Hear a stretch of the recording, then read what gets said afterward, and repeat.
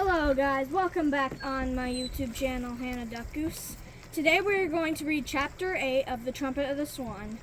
It's been a little delayed because I've been super busy lately, so I didn't get the chance to do Chapter 8 for a while. And but now I'm going to read the 8th chapter of the Trumpet of the Swan. Alright, let's start. Chapter 8, Love. When Lewis's father and mother discovered that Lewis was missing, they felt awful. No other young swan had disappeared from the lakes, only Lewis. The question now arises, said the cob to his wife, whether or not I should go look for our son. I am disinclined to leave these attractive lakes now, in the fall of the year with winter coming on. I have, in fact, been looking forward to this time of serenity and peace, and the society of other waterfowl. I like the life here. There's another little matter to consider besides your personal comfort, said his wife. Has it occurred to you that we have no idea which direction Lewis went when he left? You don't know where he went any more than I do. If you were to start out looking for him, which way would you fly? Well, replied the cob, in the last analysis, I believe I would go south. What do you mean in the last analysis? Said the swan impatiently. You haven't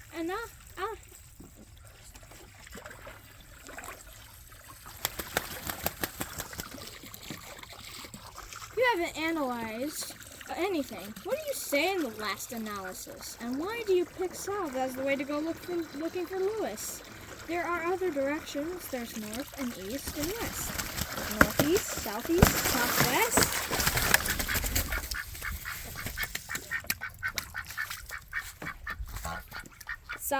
Southwest, northwest. True, replied the cob, and there are all those in between directions. North, northeast, east, southeast, west, southwest. There's north by east and east by north. There's south, southwest, and half east. And there's west by north, half north. The directions a young swan could start off in are almost too numerous to think about. So it was decided that no search would be made. We'll just wait here and see what happens, said the cob. I feel sure Lewis will return in the fullness of time. Months went by. Winter came to the Red Rock Lakes. The nights were long and dark and cold. The days were short and bright and cold. Sometimes the wind blew, but the swans and geese and ducks were safe and happy. The warm springs that fed the lakes kept the ice from covering them. There were almost open places. There was plenty of food. Sometimes a man would arrive with a bag of grain and spread the grain where the birds could get it. Spring followed winter. Summer followed spring. A year went by, and it was springtime again. Still no sign of Lewis. Then one morning, when Lewis's grown-up brothers were playing a game of water polo, one of them looked up and saw Swan approaching in the sky. "Ho-ho!" cried the cygnet. He rushed to his father and mother. "Look, look, look!" All the waterfowl on the lake turned and gazed up at the approaching swan. The swan circled up in the sky. "It's Lewis," said the cob. "But what is that particular little object hanging around his neck by a string? What is that?" "Wait and see," said his wife. "Maybe it's a gift." Lewis looked down from the sky and spotted what looked like his family. When he was sure, he glided down and skidded to a stop. His mother rushed up and embraced him. His father arched his neck gracefully and raised his wings to greet him. Everyone shouted, "Ko-ho!" and welcome back, Lewis. His family was overjoyed. He had been gone for a year and a half, almost 18 months. Looked older and handsomer. His feathers were pure white now, instead of a dirty gray. Hanging by a cord around his neck was a small slate. Attached to the slate by a piece of string was a white chalk pencil. When the family greetings were over, Lewis seized the chalk in his bill and wrote, "Hi there," on the slate. He held the slate out eagerly for all to see. The cob stared at it. The mother swan stared at it. The cygnets stared at it. They just stared and stared. Words on the slate meant nothing to them. They couldn't read. None of the members of his family had ever seen a slate before or a piece of chalk. Lewis's attempt to greet his family was a failure. He felt as though he had wasted a year and a half by going to school and learning to write. He felt keenly disappointed. And of course he was unable to speak. The words on the slate were all he could offer by way of greeting. Finally his father, the cob, spoke up. "Louis, my son," he began in his deep, resonant voice, "this is the day we have long awaited, the day of your return to our sanctuary in the Red Rock Lakes. No one can imagine the extent of our joy or the depth of our emotion at seeing you again.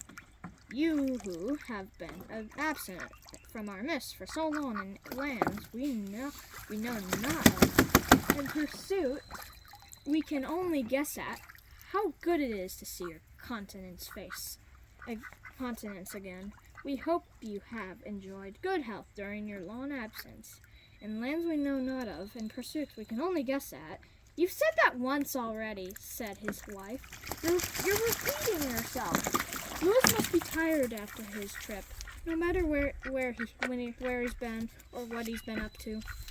"Very true," said the cob, "but I must prolong my welcoming remarks a bit longer, for my curiosity is aroused by that odd little object Louis is wearing around his neck, and by the strange symbols he has placed upon it by rubbing that white thing up and down and leaving those strange white tracings."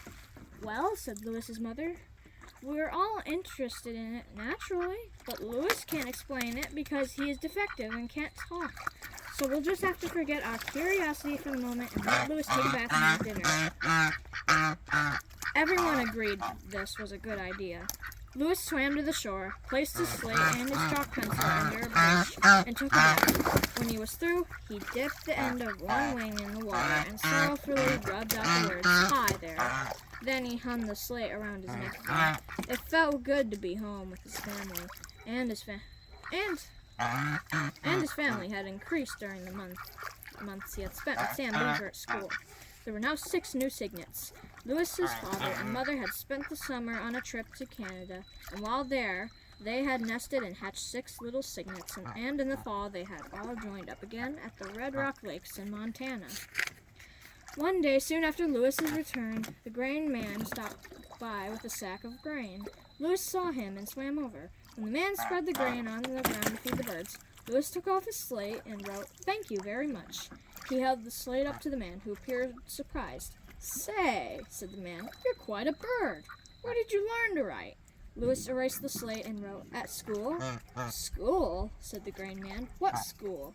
"Public school," wrote Louis. "Mrs. Hammerbotham taught me." "Never heard of her," said the grain man. "She must be a darn good teacher." "She is," wrote Louis. He was overjoyed to be carrying on a conversation with a stranger. He realized that even though the slate was no help with other birds, it was going to help with people, because people could read. This made him feel a whole lot better. Sam Beaver had given Louis the slate as a goodbye present when he left the ranch. Sam had bought the slate and the chalk pencil with money he had saved. Louis decided he would always carry them with him, no matter where he went in the world. The grain man wondered whether he had been dreaming or whether he had really seen a swan with words on the slate. He decided to say nothing about it to anyone, for fear people might think he was crazy in the head. For birds, spring is the time to find a mate.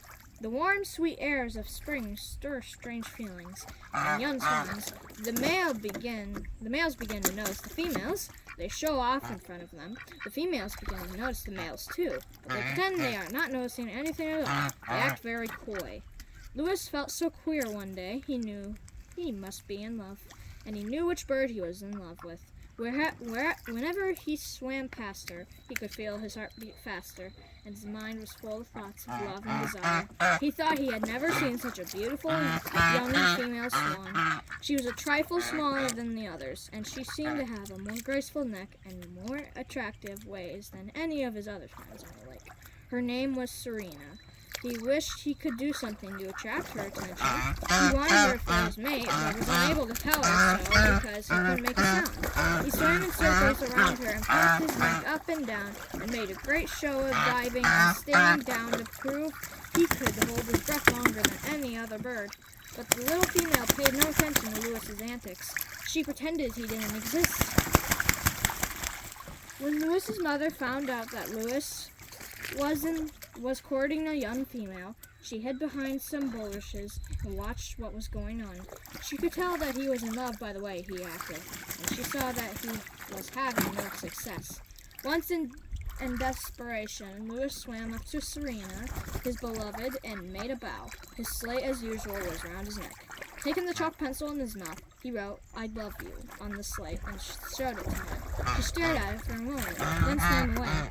She didn't know how to read, and although she rather liked the looks of a young cob who had something hanging around his neck, she couldn't really get interested in a bird that was unable to say anything. A trumpeter swan that couldn't trumpet was a bust as far as she was concerned.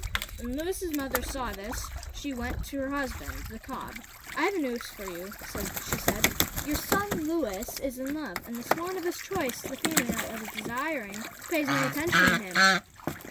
It's just as I predicted. Lewis won't be able to get a mate because he has no voice. That snippety little female he's chasing after gives me a pain in the neck, the way she acts. But just the same, I'm sorry for Lewis. He thinks she's the greatest thing on the lake, and he can't say ho-ho. I love you, and that's what she's waiting to hear." "Why, this is terrible news," said the cob. "News of the most serious import. I know what it is like to be in love. Well, I do remember how painful love can be, how exciting, and in the event of unsuccess, how disappointing and doleful the days and nights. But I am Lewis's father, and I'm not going to take this situation lying down. I shall act. Lewis is a trumpeter swan, noblest of all the waterfowl. He is gay, cheerful, strong, powerful, lusty, good, brave, handsome, reliable, trustworthy, a great flyer, a tremendous swimmer, fearless, patient, loyal, true, ambitious, desirous." "Just a minute," said his wife. "You don't need to tell me all these things. The point is, what are you going to do to help Lewis get himself a mate?" "I'm leading up to that in my own graceful way," replied the cob. "You say that what this young female wants is to hear Lewis say, 'Ho-ho, I love you.' That's right. Then she shall hear," exclaimed the cob. "There are devices made by men, horns, trumpets, musical instruments of all sorts. These devices are capable of producing sounds similar to the wild sound of our trumpeting. I shall begin to search for such a device, and if I have to go to the ends of the earth to find a trumpet for our young son, I shall find it at last and bring it home to Lewis." "Well, if I may make a suggestion," said his wife, "don't go to the ends of the earth, go to Billings, Montana. It's nearer." "Very well, I will try Billings. I shall look for a trumpet in Billings. And now, without further ado, I go. There's no time to lose. Springtime doesn't last forever. Love is fleeting. Every minute counts. I'm leaving this instant for Billings, Montana, a great city teeming with life and with objects made by man. Goodbye, my love, and I shall return." "What are you going to use for money?" asked his practical wife. "Trumpets cost money." "Leave that to me," replied the cob, and with that he took off into the air. He climbed steeply like a jet plane, that then leveled off, flying high and fast toward the northeast. His wife watched him until he was out of sight. "What a swan," she murmured. "I just hope he knows what he's doing." Well, guys, that was the end of Chapter 8 of The Trumpet of the Swan. It sounds like the cob is going to get a trumpet for Lewis because Lewis can't get Serena to accept him as his mate. So the cob is going to find a trumpet in Billings on the next chapter, which will be Chapter 9.